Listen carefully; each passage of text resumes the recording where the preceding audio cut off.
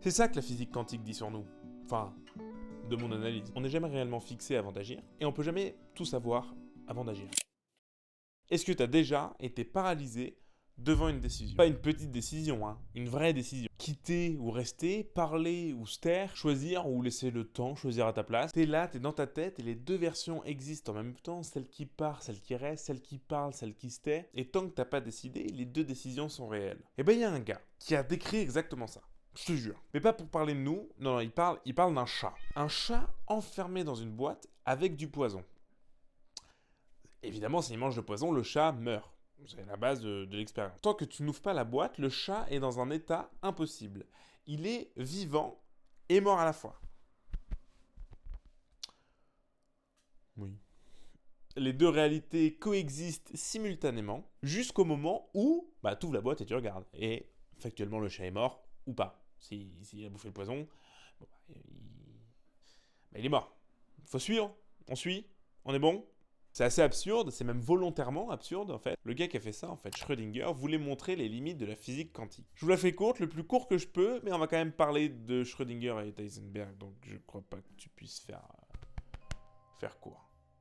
On est en 1925 et la physique traverse une petite crise d'identité. Newton avait tout expliqué, la pomme qui tombe, les astres qui tournent autour des autres, le monde qui a l'air d'obéir en fait à des règles plutôt claires et prévisibles, connaît la position d'un objet et sa vitesse, tu vas pouvoir anticiper son mouvement. La réalité avait l'air d'être une espèce de machine mécanique et du coup plutôt rassurante. Et puis les physiciens commençaient à s'intéresser à l'infiniment petit, à l'échelle des atomes, et là, un nouveau monde qui se comporte absolument pas comme la réalité, enfin comme ce qui nous entoure. Si bien que un électron, tenez-vous bien, un électron ne se trouve pas à un endroit précis. Il existe dans plusieurs endroits à la fois, jusqu'au moment où on décide de regarder, jusqu'au moment où on mesure. Une particule peut traverser un mur, deux particules distantes de plusieurs années-lumière peuvent se parler instantanément, bref, il y a tout un pan de la physique qu'on maîtrise bof.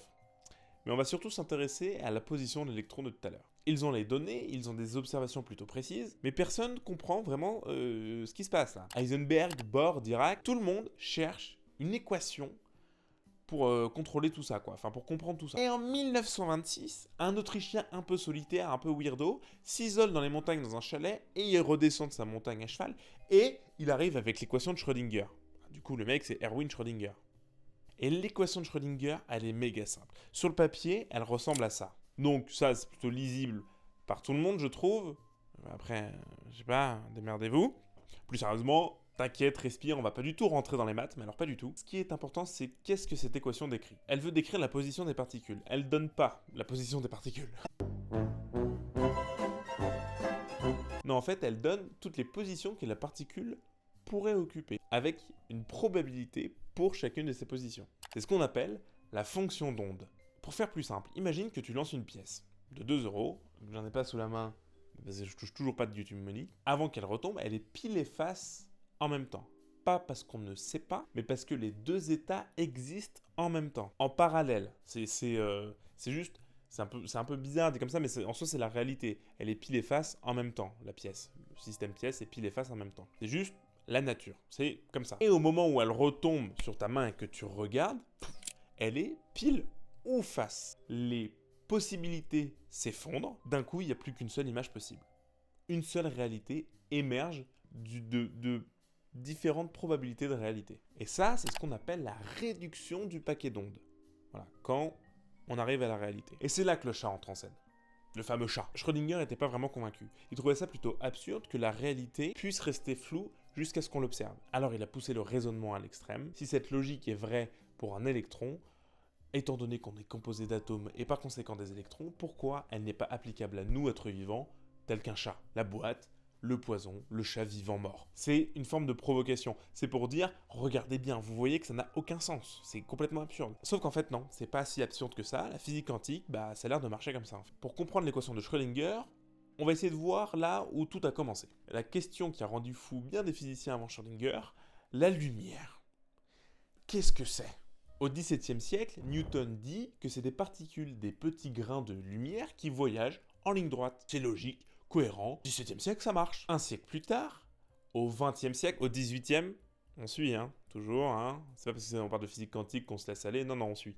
Un siècle plus tard, un physicien anglais, fait une expérience, Thomas Young, il prend une source de lumière qu'il envoie vers deux fentes et un écran de réception derrière. Il observe, détruit complètement la théorie de Newton. La lumière ne fait pas deux bandes sur l'écran de réception, mais elle fait des franges.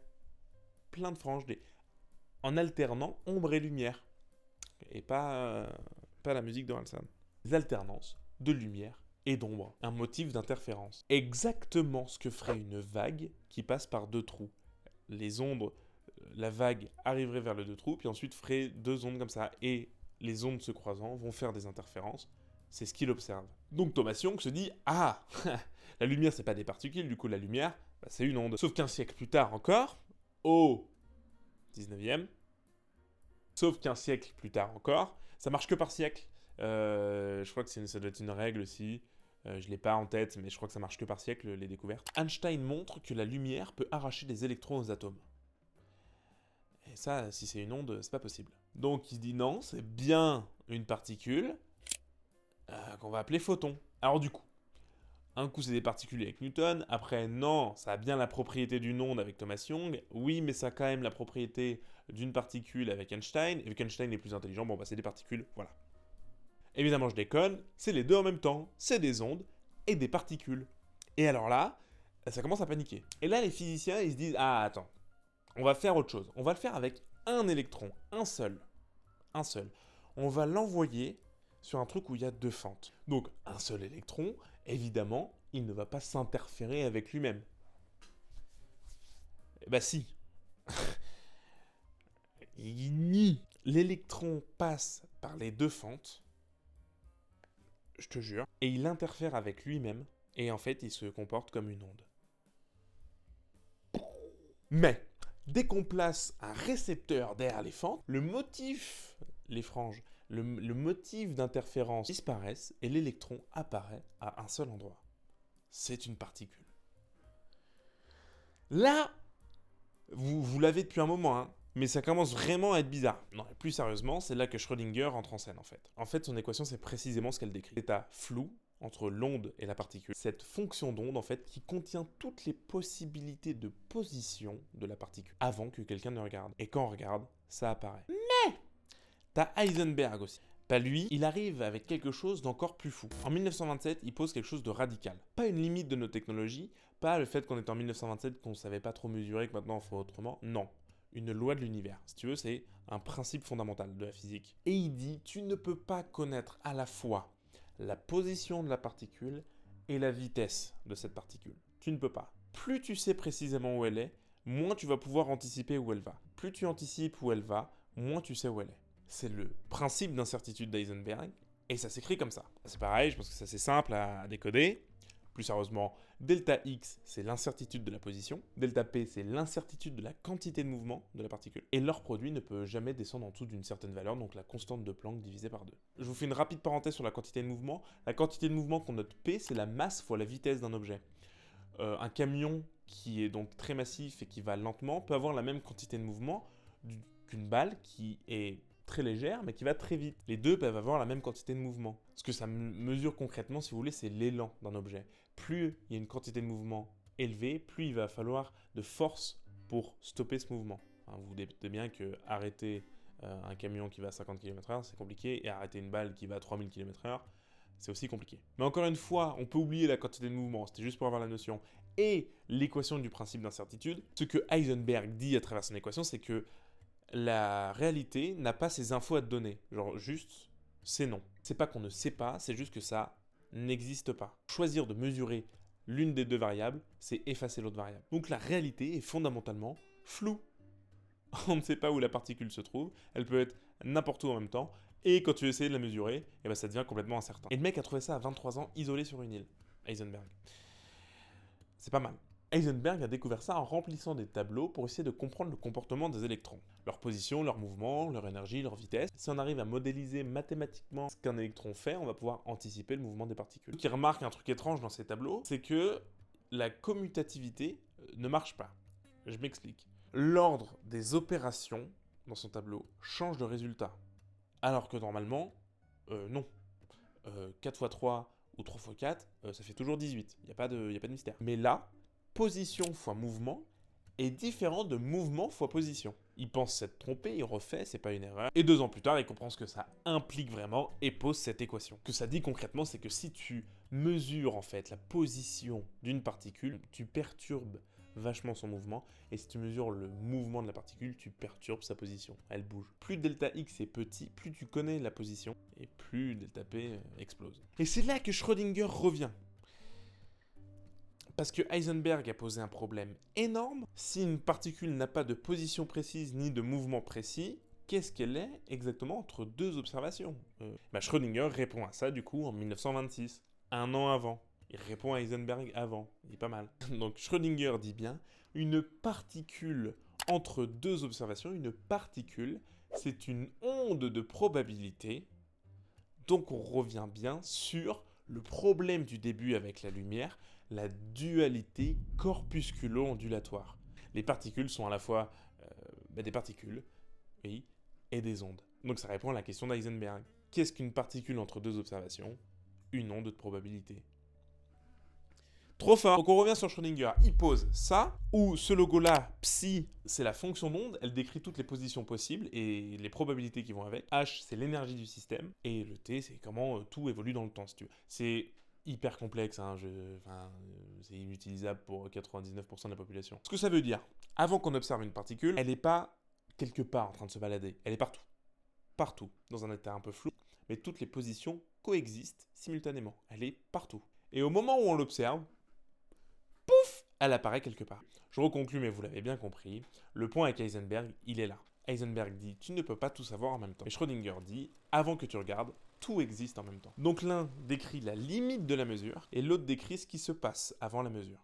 Maintenant, on revient sur notre décision d'intro. Tu dois appeler quelqu'un après une dispute. Avant d'appeler, tu es toutes les versions possibles. Qui appelle et qui s'excuse, celui qui n'appelle pas et attend, celui qui préfère envoyer un message, celui qui appelle veut s'excuser mais au final s'emporte, ou encore celui qui laisse tomber. Toutes ces versions coexistent, comme Schrödinger. Tout est possible, rien n'est fixé. Et avant d'appeler, tu commences à réfléchir. Essaye de mesurer, qu'est-ce que je veux vraiment? Que j'ai tort? Est-ce que j'ai raison? Est-ce qu'il a tort? Est-ce qu'il a raison? Ou elle, peu importe. Est-ce que ça vaut le coup? Et là, tu as Heisenberg qui dit coucou, plus tu analyses, plus tu perturbes la décision. Tu cherches à fixer ce que tu ressens, tu essayes de savoir ce que pense l'autre, et là, commence dans ta tête une quantité de scénarios pas possibles. Plus tu y penses, plus tu te perds dans ces scénarios. La clarté que tu cherchais en cherchant, oui, ça marche, s'enfuit. Elle est plus là, la clarté. Hein. Et puis tu décides.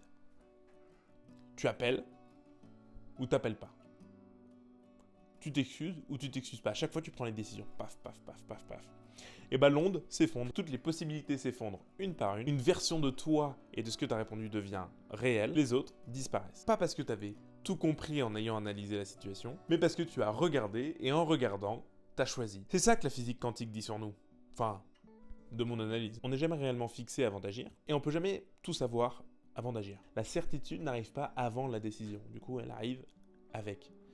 Bon, ça s'appelle quand même le principe d'incertitude, donc est-ce qu'on finit par être certain de quelque chose? Je suis pas sûr, mais voilà. Et en réalité, même Heisenberg, même Schrödinger, toute la physique quantique, c'est pas une vérité gravée dans le marbre, c'est pas du tout une certitude. C'est juste, pour le moment, la meilleure réponse qu'on ait trouvée à nos problèmes. Newton pensait tout savoir sur la gravité, Einstein a tout démonté après. Et peut-être que quelqu'un est quelque part en train d'écrire une nouvelle théorie sur la physique quantique qui va tout changer. La science a toujours avancé comme ça, jamais avec une certitude absolue, mais avec une incertitude mieux comprise. Voilà, donc là c'est une incertitude dans l'incertitude. C'est très très incertain. Parce que nous on veut tous une réponse claire. On veut tous ouvrir la boîte pour savoir si le chat est mort ou pas. Et l'univers à l'échelle des particules, comme à l'échelle d'une vie, garantit rien en fait. La seule certitude qu'on a, c'est qu'une nouvelle vérité peut finir tout changer. Mais bon, on fait avec. Merci d'avoir suivi cette vidéo, j'espère qu'elle vous a plu. C'est compliqué, c'est dense, c'est pas du tout intuitif, mais c'est hyper important la dualité onde-corpuscule parce que on se dit oui, mais c'est que sur les tout petits atomes. En fait, c'est partout autour de nous. Constamment, parce qu'on nage littéralement dans un océan d'atomes. On est exclusivement constitué d'atomes, tout est constitué d'atomes, et en fait, du coup, c'est partout tout le temps. Donc c'est assez intéressant de s'y pencher. Bon, vous l'avez compris depuis les 3 dernières vidéos, donc sur l'entropie E égale mc2 et l'équation de Drake, je parle des équations un peu qui régissent notre monde et qui parlent de nous en même temps, j'ai l'impression quand même. Je pense que tout ça est assez lié, et donc voilà. Il y en a encore quelques-unes qui vont suivre. J'espère que ça vous plaît. Si c'est le cas, n'hésitez pas à lâcher un commentaire, à vous abonner. Et moi, je vous dis à bientôt. Et ciao tout le monde.